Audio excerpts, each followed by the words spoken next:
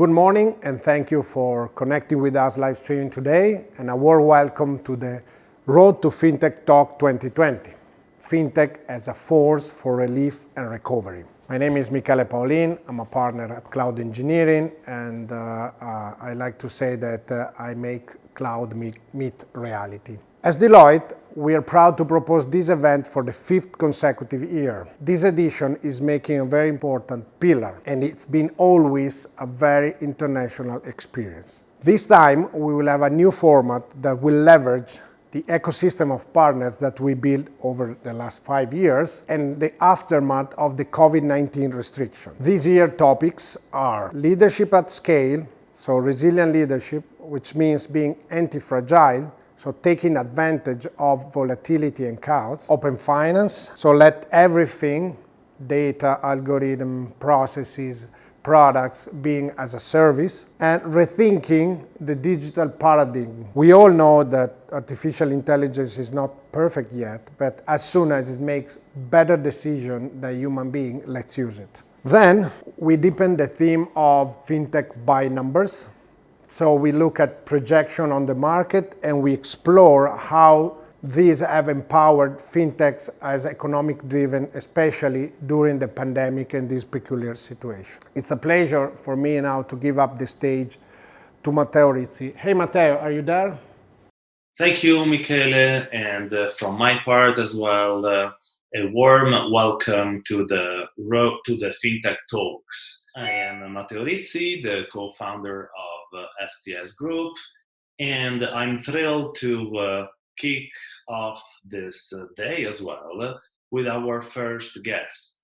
I'm about now to interview my good friend and amazing human, Sopnendu Mohanty, and let's continue, or actually better, open up this day with his thoughts on leadership. Sopnendu?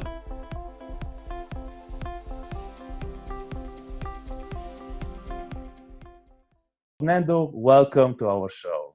Thank you. Thanks for having me. Good to see you so fit in the COVID-19 crisis.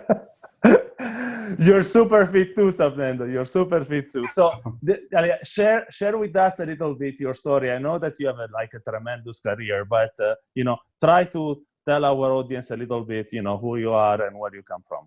Sure.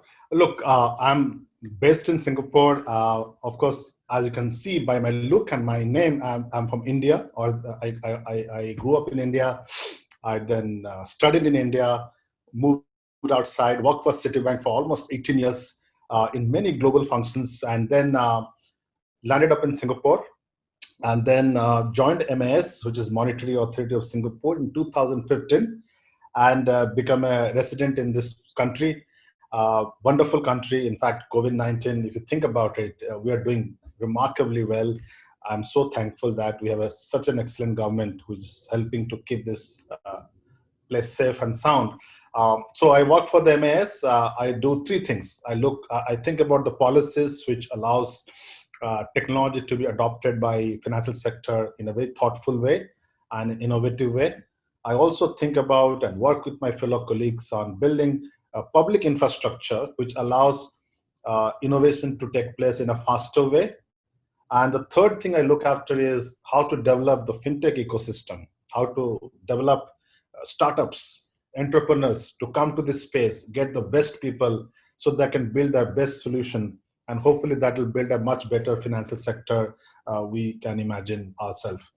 And broadly also, I work with people like you and many others, friends across Africa, Europe, US, in different countries in Asia, to build this global partnership in whether through projects or through partnership or through engaging in conferences, dialogues, and how to build that big community where we can all come together and share our experiences. Because I want to end by saying that one thing we have not yet solved, that finance for everybody, because there are many parts of the world which still struggling to access finance in a way it should be accessed. It is still unsustainable in many places, and world's population access to banking system is still a long way to go. So a lot of work for us to come together and collaborate. I'm looking forward to work with you, Matteo, in many things you do, many interesting things you do. Actually, it's interesting because you've been at Mass as long as FinTech stage existed. When you started your work in Singapore, we were founding FinTech stage in 2015. And by the way, guys, this is the man, the one that you see in the screen, that has built from scratch, basically with a super reduced team, the biggest FinTech event in the planet, which is the Singapore FinTech Festival, that since its inception, I don't even know how much it grew. But okay, let's stay with us because we're going to talk about this as well. So, Sopnendu, today's theme is basically leadership at scale. Okay, yes. And of course, how this role of Singapore as a leader has changed and which direction is going to take in this sort of post-pandemic situation. But before we get into this, you said something which is super interesting. Our objective is financial services for all, okay? For all meaning, as well for the bottom billion, so the financial inclusion theme is super important to you. But for you, Sopnendu, what does it mean to, at the same time, leading the pack, but also not being prescriptive, right? Or being seen as the one that is, I know better than everyone else. So how do you guys, and if you even can give some example of projects that, where you gave the thought leadership at the same time in the pure collaboration fashion, because that's the most challenging thing to do, in my opinion. Yes, I mean, while that's the most challenging thing, but it is if you take out personal ego in your system, it's the most easiest thing to do. I think collaborating and having access to good brain is perhaps the simplest way to be successful. I will take an example. In 2016, everybody talked about blockchain, digital currency. But we took a very unusual opportunity for ourselves by looking at partnership as the way to fix the problem, and the way we looked at is that we thought of building a program by which we can bring 40 countries together or 20 countries together. Can we bring the best brain or best set of companies who can work together to solve the problem? And we started a project called Project Ubin, UBIN. And the Project Ubin was a collaborative effort to bring together the best brain from the best companies and work with few central bank and start experimenting on blockchain, distributed and digital currency. Today, this year was the 5th part of the project got over. And today I can say that because of that project, Singapore is the leading center for blockchain. We have more than, by far, the largest concentration of blockchain-based fintech companies, tech companies in Singapore. We have production-grade blockchain solutions getting created and built out of Singapore in partnership with people around us. Plus, it is an open source format. People can come collaborate. There's no proprietary that I know better than anybody. It is all coming together, building a common solution so that we can be together successful. As an example, Singapore FinTech Festival, same process. We are a small country. For us to build something big, we got to collaborate and bring everybody together to build something like Singapore FinTech Festival. So there are many examples. In fact, that's the only trick we have in our pocket to be successful, to be collaborative. Actually, I want you also to mention what you did no later than like last year. You imagined again from scratch something that brought together a big bridge between Africa and Asia, right? So the AfroAsian FinTech Festival, which is almost a little twin, right, of the Singapore one. Tell us a little bit of this story, because this is another example that something that came up from almost thinking out loud with some of the African leaders. You guys brought this together, but tell the story. You're going to do better than me. No, that's a good question, because that's also an example of how we went about in this partnership. We know, as you also know, that we have roughly 1 billion plus people in Africa. And that's a huge chunk of population who needs a lot of financial services. And for fintechs to be successful, they got to be where the problem exists. They got to be working where things are required, where their solutions are required the most.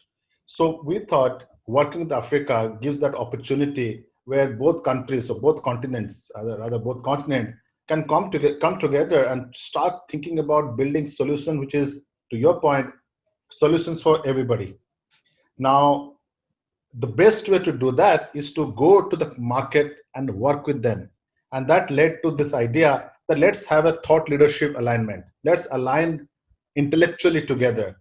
And to do that, we started this AfroAsian festival, where we thought we'll bring the minds from Asia, work with the minds of Africa, and together we talk of which are the areas we can work together, what are the opportunity both countries or both continent gives to work together, and bring the best investors, the best technicians, the best engineers, the best scientists, or best domain expert to build these things together. Now, it will be very presumptive for us to assume that Asia is going to bring something to Africa.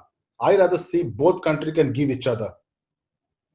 And we know by example, Africa is a leading example in the payment systems. They created a successful wallet system before any country in the world even thought about it. So what I mean that both the continent can give together by collaborating. And it's super important what you're saying. So it will never work if it is only one side coming to colonize the other one, right? Yes. Indeed, I think that you guys are, one of the great, two parties bring what they know best, Yes. to a common ground. Which is a good segue for another question that I wanted to ask. So first of all, you're talking to mainly a European audience. We see Singapore by far, but there are only the number of cases and unfortunately also the number of casualties have been pretty neglectable compared to the size of the even small a Singapore population, but still you guys have been really sort of showing the world how well you could structure a response to such a pandemic.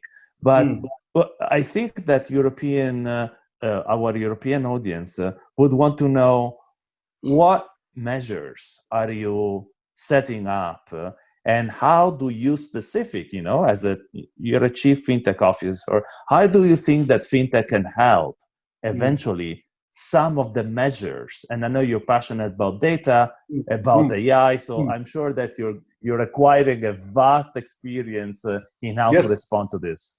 Yes, absolutely. In fact, I would say the pandemic has taught us many things from a leadership perspective, from a response perspective, on how you think about challenges.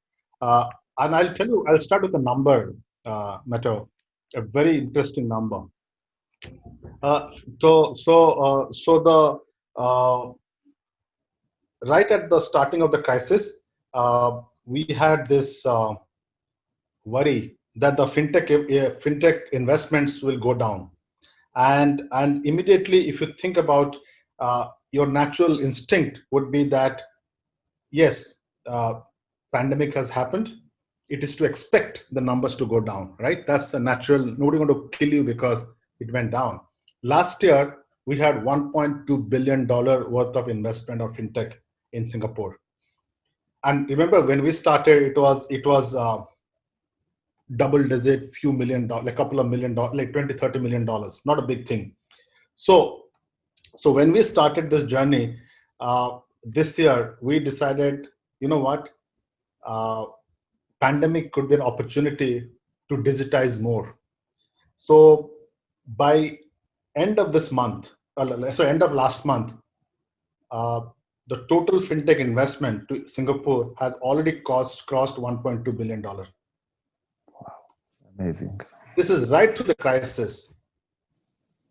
And the big part of the money came last 6 months, right on the epicenter of the, like right to the middle of the crisis.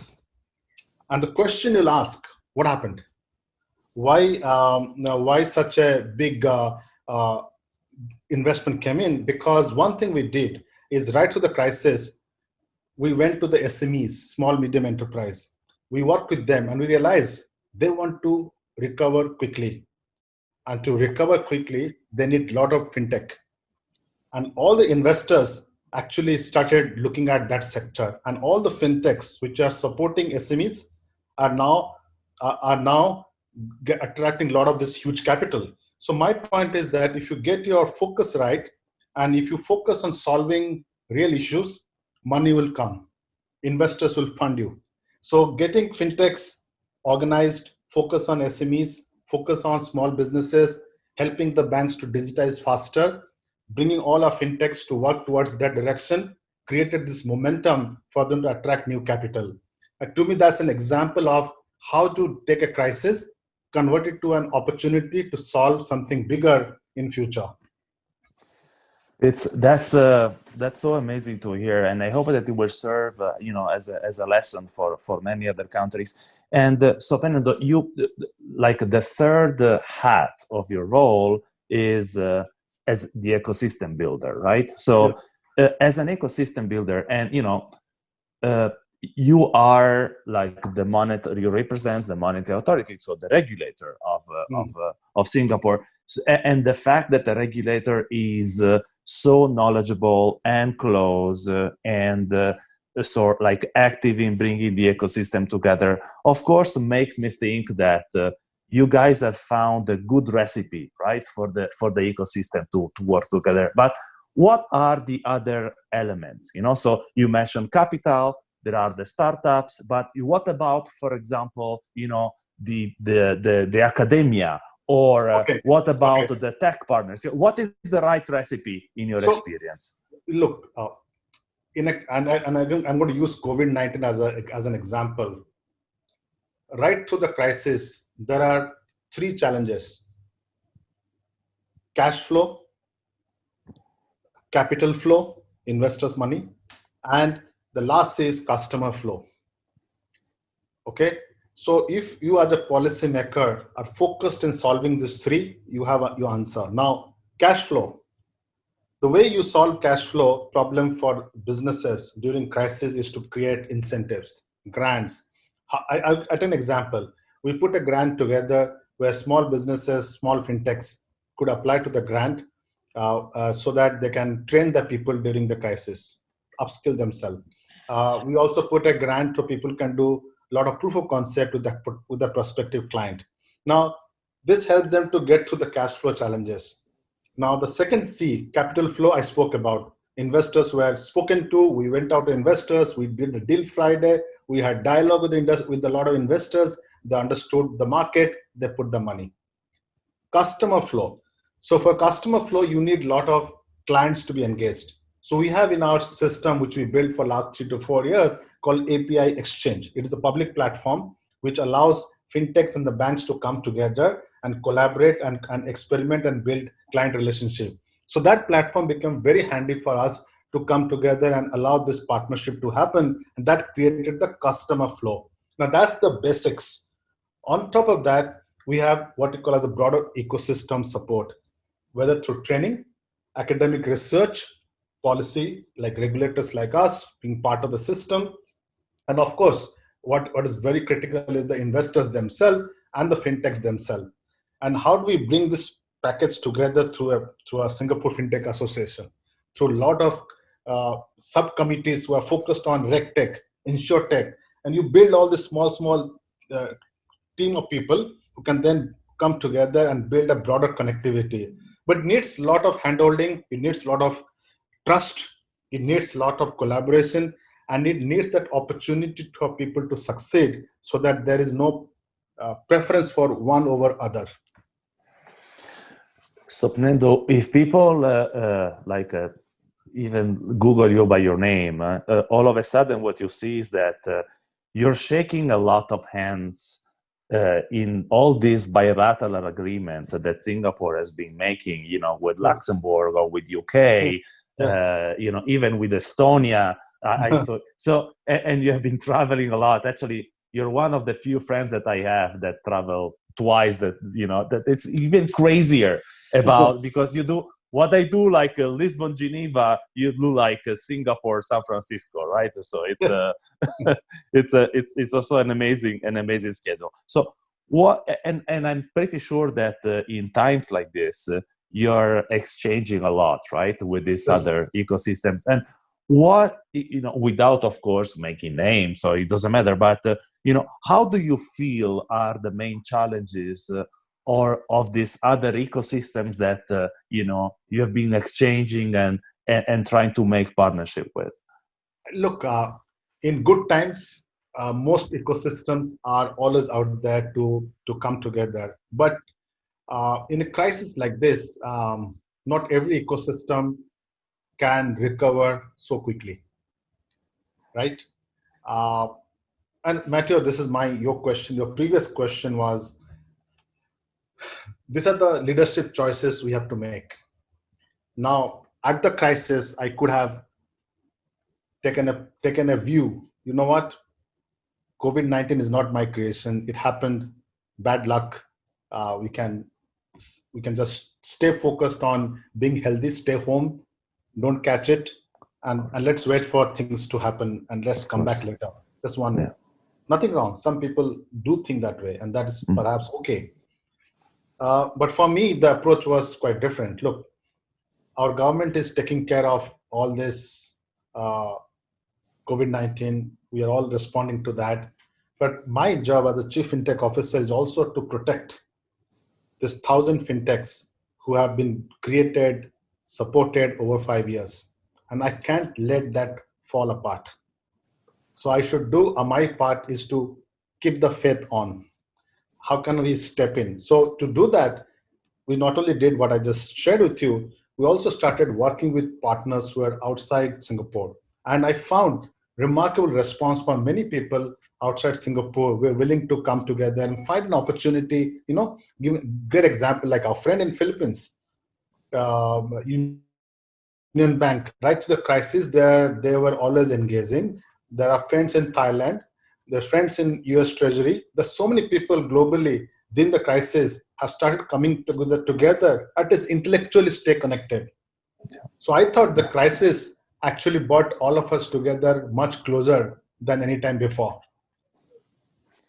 Do you think actually that there will be, beside the fact of having more digitization opportunities, right, through this crisis, and we can see that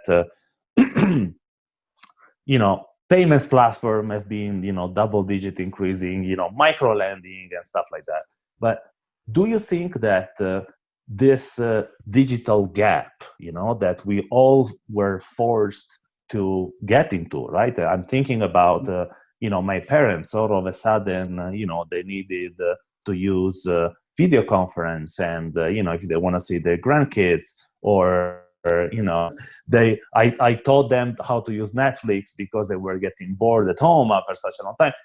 But even for my dad, who is almost 80, learn how to use Netflix was a challenge, right? So how in this digital gap, how important is the literacy aspect of it? So before you had like financial literacy, now you almost have a technology literacy, or like these aspects has only become more important. Don't you think so? Yes, I think you just brought a very interesting point, because all of us are now nearly 100% digitally engaging with each other. Nearly 100%. Whether I buy stuff, whether I talk to you, or I communicate, almost everything is digital by default. in our life. Very little physical interaction, which means suddenly you find all the systems which were operating in a hybrid condition before COVID-19 as an option, suddenly exposed to so much expectation. And the expectation are in the consumer experience. Expectation is on the simplicity. Suddenly you need to depend on a system which may not be designed 100% intuitively. There's also responsibility on the cyber security, because your life is now going to run on, either you buy stuff or you sell stuff or you eat something, you order something. So there's a cyber security challenges out there. We as consumer of internet product have to be responsible in our cyber thinking. We also expect the company which are producing these products or putting their systems also have to be cyber hygiene compliant. Plus the last part which worries me, and I'm sure you have seen this Netflix series, The Social Dilemma, responsible use of data. Are you, people are asking my data, are they going to be responsible about not abusing the data I give to them? So there's a whole set of social and economic considerations suddenly developing because of this huge digital dependency.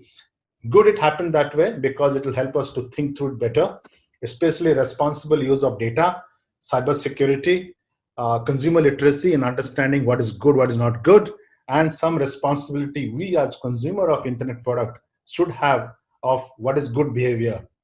And I think together it makes this whole the whole topic very, very, very necessary, not a luxury anymore, because we are so dependent.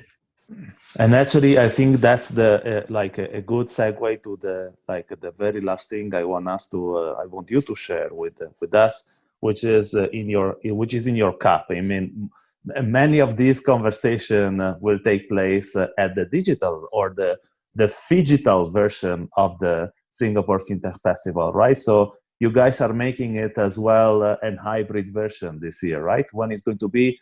Talk to us about it. Good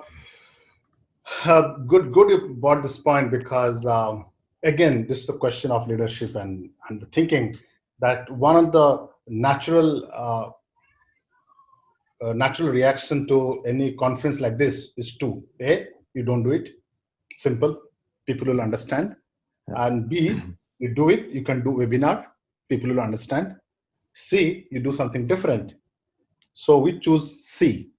What is the and what is the difference? That we want to bring back the physical element, not that big, but some amount.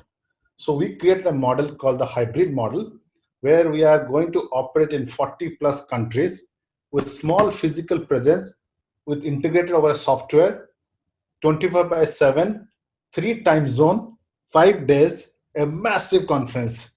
So this COVID-19 gave Singapore FinTech Festival a brand new model, which will not only work this year, it will also work the coming years. So you don't have to fly all the way till Singapore to be part of the festival. I'm going to bring to your doorstep a big stage, not this time, but next time. This time it'll be a small little one where we can interact, or we can have 5-6 stages globally, and we can all come together and make it work. But more importantly, the content will go to almost every country free, as much we can. So that, again, what is the objective of Singapore FinTech Festival is to create a knowledge platform where everybody get access in the most affordable way.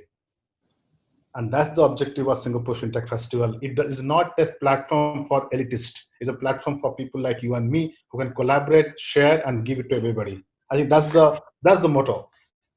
And the dates are going to be December 7th, the week of December 7th. The week of December 7th. Sopnendu, I personally cannot wait to give you a real hug, as we usually do when we meet in person.